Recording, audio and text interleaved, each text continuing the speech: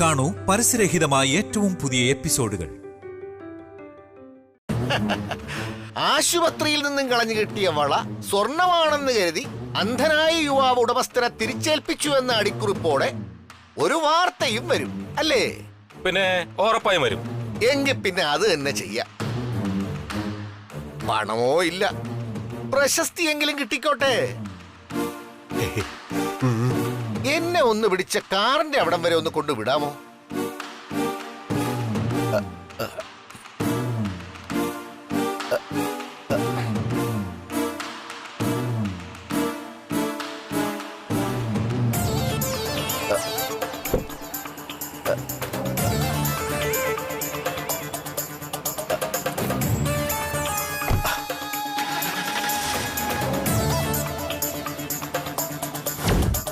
ഇത് ഒറിജിനൽ സ്വർണ്ണമല്ല.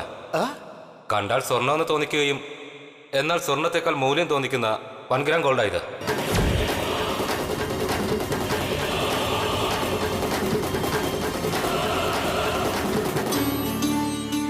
യമുന,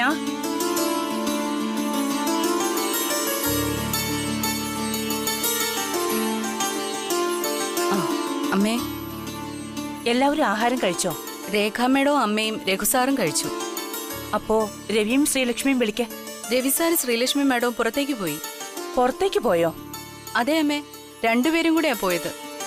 ആ ശരി, എങ്കിൽ എനിക്ക് കഴിക്കാനുള്ളത് എടുത്തു വെക്ക. ശരി അമ്മേ.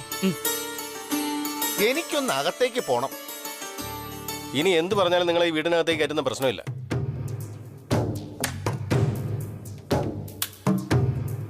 ഞാൻ പ്രധാനപ്പെട്ട ഒരു കാര്യത്തിന് വേണ്ടി വന്നതാണെന്നേ.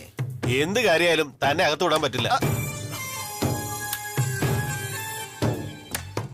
തന്നെ ഈ പരിസരത്ത് കണ്ട കൈയും കാലും തല്ലി ഓടിക്കാനാ രാജാറാം സാറിന്റെ ഓർഡർ. അതുകൊണ്ട് താൻ പോവാൻ നോക്ക്. ഞാൻ പോയില്ല. എനിക്ക് അകത്ത് പോയേ പറ്റൂ. എന്താ അവിടെ?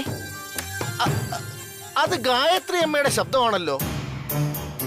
ഗായത്രി അമ്മേ, എന്നെ ഒന്ന് അകത്തേക്ക് കയറ്റിവിടാൻ പറഞ്ഞേ. എന്തിനാ? എനിക്ക് എല്ലാവരോടും വലിയൊരു കാര്യം പറയാനുണ്ട്. അയ്യോ, വേറൊന്നും വിചാരിക്കണ്ട. നിങ്ങൾക്ക് ദ്രോഹം വരുന്ന ഒന്നുമല്ല. പ്ലീസ് ഗായത്രി അമ്മേ. അയാളെ ഇങ്ങ് വിട്ടേക്ക്. ചെല്ല്. എങ്ങോട്ട് ചെല്ലാൻ? കാഴ്ചയില്ലാത്ത ഞാൻ എങ്ങോട്ട് പോവാനാ? എന്നെ ഒന്ന് അകത്തേക്ക് കൊണ്ട് നിർത്ത സഹോദര. സത്യം പറയാലോ, എല്ലാ തരത്തിലും നിങ്ങൾ ഒരു ശല്യമാണ്. വാ നടക്ക്.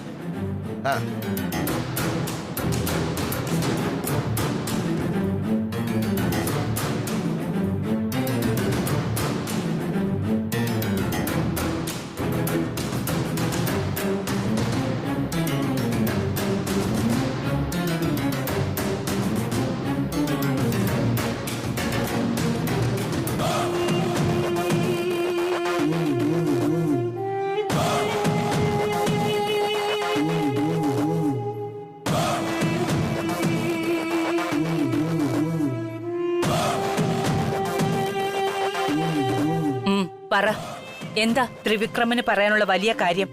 പറയാനുള്ളത് 2 അക്ഷരമുള്ള ചെറിയൊരു വാക്കാണ്. പക്ഷേ അതിൽ വലിയ അർത്ഥങ്ങളുണ്ട്. വിശദീകരണം ഒന്നും വേണ്ട. ത്രിവിക്രമൻ പറയാനുള്ളത് പറഞ്ഞിട്ട് പോകാൻ നോക്ക്. മാപ്പ്. എനിക്ക് മാപ്പ് തരണം. രവി സാറിനോടും ശ്രീലക്ഷ്മി മോളോടും എല്ലാവരോടും ചെയ്ത തെറ്റിന് മാപ്പ് പറയാനാ ഞാനിപ്പോ ഇങ്ങോട്ട് വന്നത്. താൻ മാപ്പ് പറയേണ്ടവരും തന്നോട് ക്ഷമിക്കേണ്ടവരും ഇപ്പൊ ഇവിടെ ഇല്ല. അവരുള്ളപ്പോ വന്നാ മതി.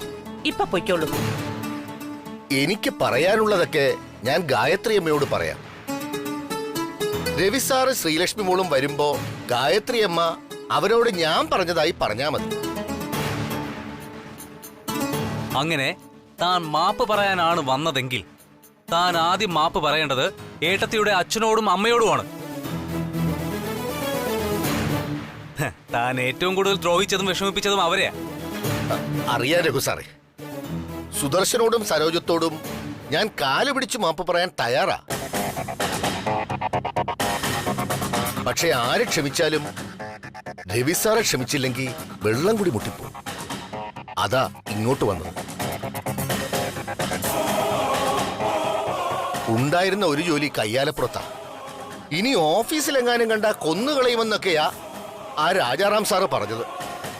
ആ രാജാറാം അങ്ങനെ പറഞ്ഞിട്ടുണ്ടെങ്കിൽ അങ്ങനെ ചെയ്യുന്നുള്ളത് ഉറപ്പാ. പറഞ്ഞതുപോലെ ചെയ്യുന്ന ആളാണ് രാജാറാം. എനിക്ക് നന്നായിട്ടറിയാം സാർ. അന്നൊരു തെറ്റിദ്ധാരണയുടെ പുറത്ത് പറ്റിപ്പോയതാ എല്ലാം. വേറെ ഏതോ ഒരു പെണ്ണ് വന്ന് രവി സാറിന്റെ കുടുംബത്തെ നശിപ്പിക്കുന്നു എന്ന് ഒരാള് പറഞ്ഞപ്പോ മുന്നും പിന്നും നോക്കാതെ എടുത്ത് ചാടിപ്പോയതാ ഞാൻ. അതുകൊണ്ട് എനിക്കിപ്പോ ഒരു കാര്യം മനസ്സിലായി. ആവശ്യമില്ലാത്ത ഒരു വിഷയത്തിലും തലയിടരുത്. ആ ഒന്നാമത് എനിക്ക് കാഴ്ചയില്ല. രവി സാറിന്റെ നന്മ കൊണ്ടാ ഒരു ജോലി തന്നത്. അതിപ്പം ഇങ്ങനെയുമായി. വരുമാനമില്ലെങ്കിൽ പിന്നെ ഞാൻ ജീവിച്ചിട്ട് എന്ത് കാര്യം ഗായത്രി? കാഴ്ചയുള്ള കാലത്ത് ജോലി ചെയ്തേ ജീവിച്ചിട്ടുള്ളൂ. അതങ്ങ് ശീലമായതുകൊണ്ട് ഈ അവസ്ഥയിൽ ഭിക്ഷയെടുക്കാനും മനസ്സനുവദിക്കുന്നില്ല. ഒരു തവണ കൂടി എന്നോട് ക്ഷമിക്കാൻ ഗായത്രി അമ്മയും രഘുസാറും രവിസാറിനോട് പറയണം. എടോ, അതൊന്നും ഞങ്ങൾ പറഞ്ഞ തീരുമാനമാവുന്ന കാര്യങ്ങളൊന്നും അല്ല. അത്രയ്ക്കും താൻ അവരെ വിഷമിപ്പിച്ചിട്ടുണ്ട്. പിന്നെ അവർക്ക് ഇതിലൊരു തീരുമാനം എടുക്കാൻ അവകാശമുള്ളൂ. അതെ, രഘു പറഞ്ഞത് അതിന്റെ ശരി. ഇപ്പൊ ത്രിവിക്രമൻ പറഞ്ഞതൊന്നും കേൾക്കേണ്ട ആൾ ഞങ്ങളല്ല. പിന്നെ രവി വരുമ്പോ ഞാൻ അവനോടൊന്ന് സംസാരിച്ചു നോക്കാം, അത്രേ ഉള്ളൂ. മതി, അത് തന്നെ ധാരാളം. ഗായത്രി അമ്മ പറഞ്ഞ രവിസാറ് കേൾക്കുമെന്ന് എനിക്ക് ഉറപ്പാ. എങ്ങനെയും പറഞ്ഞൊന്ന് ശരിയാക്കി തരണം. അമ്മ പറഞ്ഞാൽ ചിലപ്പോ ചേട്ടായി നിങ്ങളോട് ക്ഷമിച്ചെന്ന് വരും. പക്ഷേ ഇനി ഒരിക്കൽ കൂടി മാപ്പപേക്ഷയുമായി തന്നെ ഈ വീട്ടിൽ കാണരുത്. ഒരിക്കലുമില്ല. ഇത്തവണത്തേക്ക് മാത്രം മതി. എങ്കിൽ താൻ പൊയ്ക്കോ, അമ്മ സംസാരിച്ചോളൂ. ശരി സാർ. പിന്നെ വേറൊരു കാര്യം കൂടിയുണ്ട്.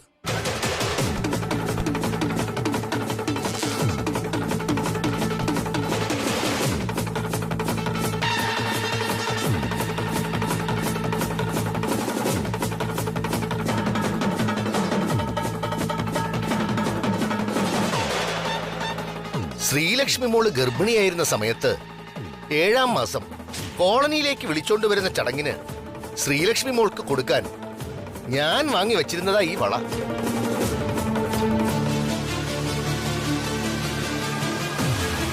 ഇനിയിപ്പോ അതിന്റെ ആവശ്യമില്ലല്ലോ.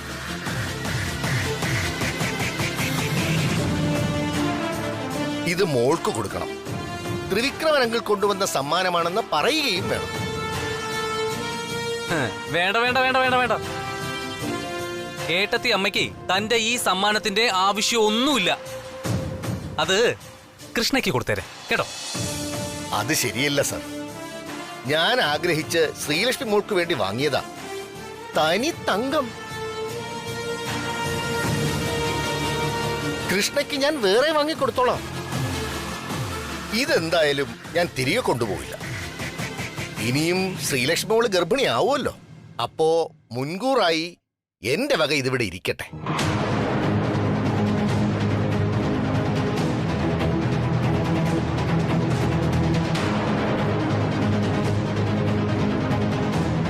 ശരി, ഇങ്ങി തന്നേക്ക്. ശ്രീലക്ഷ്മി വരുമ്പോ ഞാൻ ഏൽപ്പിക്കാം. ആയിക്കോട്ടെ. എന്താവശ്യം വന്നാലും ഇത് വിൽക്കരുതെന്ന് അവളോട് പറയണം. ഞാൻ അത്രയ്ക്കും ആഗ്രഹിച്ചു വാങ്ങിയതാ. അങ്ങനെ തന്റെ ഈ വള വിറ്റിട്ട് ഇവിടെ അരി വാങ്ങിക്കേണ്ട കാര്യമില്ല.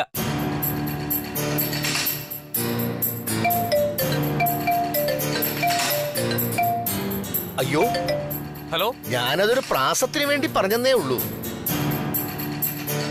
എങ്കിൽ ഞാൻ ഇറങ്ങട്ടെ. രഘു സാർ, ആ സെക്യൂരിറ്റി ഒന്ന് വിളിക്കാമോ? ഞാൻ വന്ന കാറ് പുറത്ത് കിടക്കുക, അവിടം വരെ ഒന്ന് കൊണ്ടാക്കാനായിട്ട്. യമുന,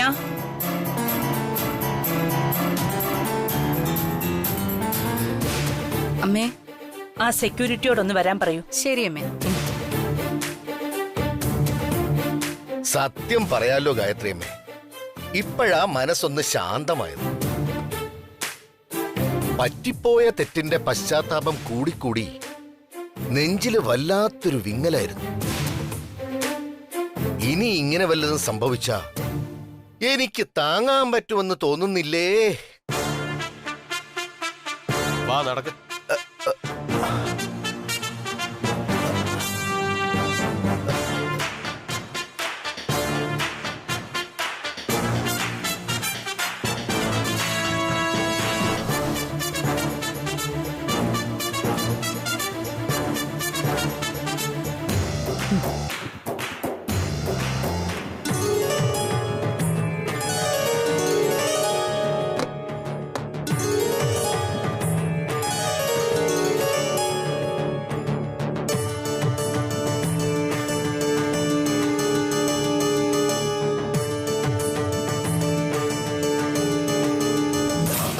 ആ മുക്കുപണ്ടത്തിന്റെ നിറപ്പകിട്ടും എന്റെ താഴ്മയായ സംസാരവും പെരുമാറ്റവും എല്ലാം കൂടി ആയപ്പോ വാർമൻ വില്ലയിലെ എല്ലാവരും ഫ്ലാറ്റ്.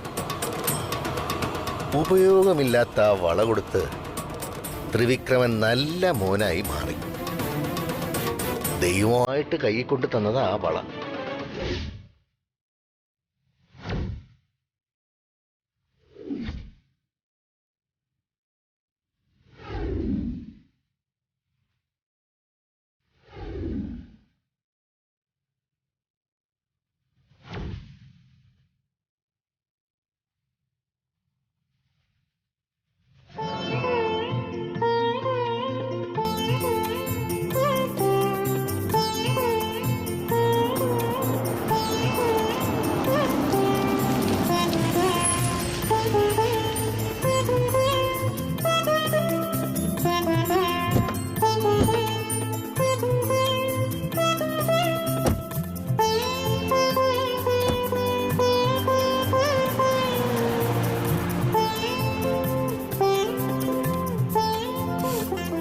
നിങ്ങൾ വന്നിട്ട് വീണ്ടും പുറത്തു പോയോ? അതെന്താ ഡ്രസ് പോലും മാറ്റാതെ പോയത്? സാധാരണ പുറത്തു പോകുമ്പോ എന്നോട് പറയാറുള്ളതല്ലേ? അതമ്മേ, ആ കണ്ണോപ്പറേഷൻ കഴിഞ്ഞ പെൺകുട്ടിക്ക് ഞങ്ങളെ ഒന്ന് കാണണമെന്ന് പറഞ്ഞു. ഓ, ആ കുട്ടിക്ക് ഒരേ വാശി, ഇപ്പൊ തന്നെ കാണണമെന്ന്. അങ്ങനെ ഞങ്ങൾ അവിടെ വരെ ഒന്ന് പോയതാ. അത് നല്ല കാര്യോ മക്കളെ. നിങ്ങൾ രണ്ടുപേരും ആ കുട്ടിയുടെ മനസ്സിലിപ്പോ ദൈവത്തിന് തുല്യമായിട്ടുള്ളവരാ.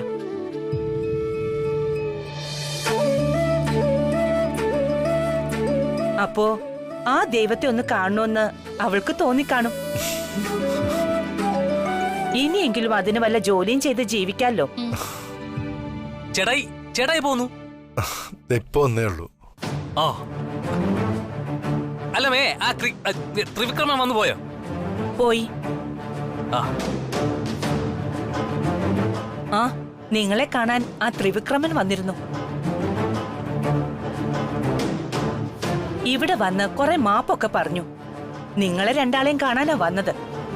നിങ്ങളില്ലാത്തതുകൊണ്ട് എന്നോട് നിങ്ങൾ വരുമ്പോ പറയാൻ പറഞ്ഞു. അയാൾക്ക് അന്നൊരു അബദ്ധം പറ്റിയതാണ് പോലും. ആ പ്രശ്നത്തിന് ശേഷം രാജാറാം അയാളെ ഓഫീസിൽ കയറ്റുന്നില്ലെന്നാ പറഞ്ഞത്. നിങ്ങൾ എന്താന്ന് വെച്ചാ ആലോചിച്ച് തീരുമാനിക്കും മക്കളെ. ആ മോൾക്ക് തരാൻ ഒരു സമ്മാനവും കൊണ്ടാ വന്നത്. മോൾക്ക് വേണ്ടി വാങ്ങിയതാണെന്നാ പറഞ്ഞത്. ഞാൻ എടുത്തോണ്ട് വരാം. വേണ്ടമ്മേ, അയാളുടെ കാര്യങ്ങൾ അറിയാൻ വേണ്ട. അയാളുടെ ഒരു സമ്മാനം എനിക്ക് വേണ്ട. അയാൾക്കൊന്നും അബദ്ധം പറ്റിയതൊന്നുമല്ല, മനഃപൂർവ്വം ചെയ്തതാ. ഓഫീസിൽ നിന്നല്ല, അയാൾ എന്റെ കൺമുന്നിൽ കാണുന്നത് പോലും എനിക്കിഷ്ടമല്ല. അയാളുടെ ഒരു സമ്മാനം. ആ അത് ഏട്ടത്തിയമ്മ പറയുന്നതിലും ന്യായമുണ്ട്. അയാള് കാരണം ഇവിടെ എന്തെല്ലാം പ്രശ്നമുണ്ടായി. ഏട്ടത്തിയുടെ അമ്മയ്ക്ക് ഒരു വയ്യാതായില്ലേ? മോൾക്ക് ഇഷ്ടമില്ലെങ്കിൽ മോളെ ഒന്നിനും ആരും നിർബന്ധിക്കില്ല. നിങ്ങൾ ചെന്ന് വേഷമൊക്കെ ഒന്ന് മാറിയിട്ട് വാ, നമുക്ക് എന്തെങ്കിലും കഴിക്കാം. കഴിക്കാം. വാമേ, കഴിക്കാം.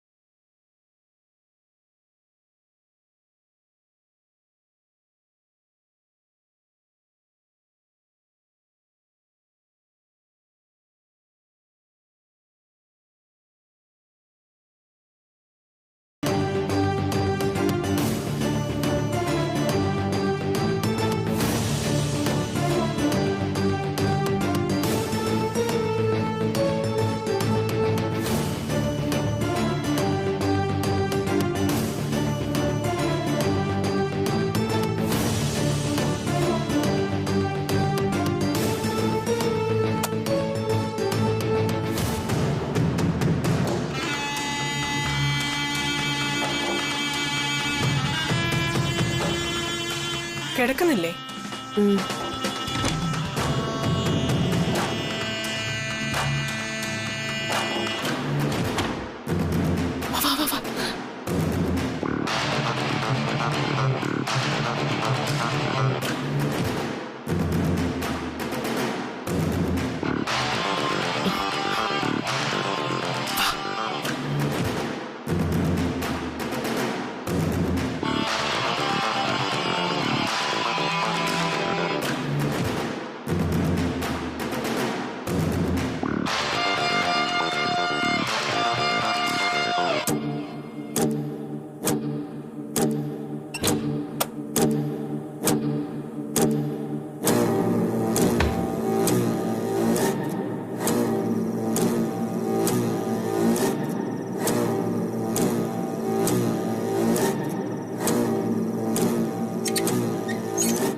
ഇവിടുത്തെ എവിടേക്ക് രാത്രിയില്?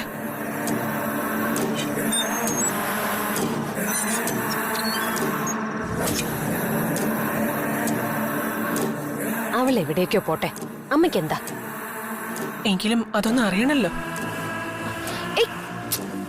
അമ്മ ഇത് എവിടേക്കാ പോണേ? അവൾ എവിടേക്കാ പോകുന്നതെന്നൊന്ന് അറിയാൻ. എന്റെ പൊന്നമ്മേ, അവൾ എവിടെ പോയതായാലും പൊയ്ക്കോട്ടെ. അവള് പോകുന്ന വഴിയില് ഇടയ്ക്ക് കയറാത്തതാ നമുക്ക് നല്ലത്. പ്രത്യേകിച്ചും രാത്രിയിൽ അവളെ ഫോളോ ചെയ്യുന്നത് ഭയങ്കര അപകടം. അതുകൊണ്ട് നമുക്ക് നമ്മുടെ കാര്യം നോക്കി മര്യാദയ്ക്ക് കിടന്നുറങ്ങാം. അമ്മ വന്നേ, വാ ഇങ്ങോട്ട്.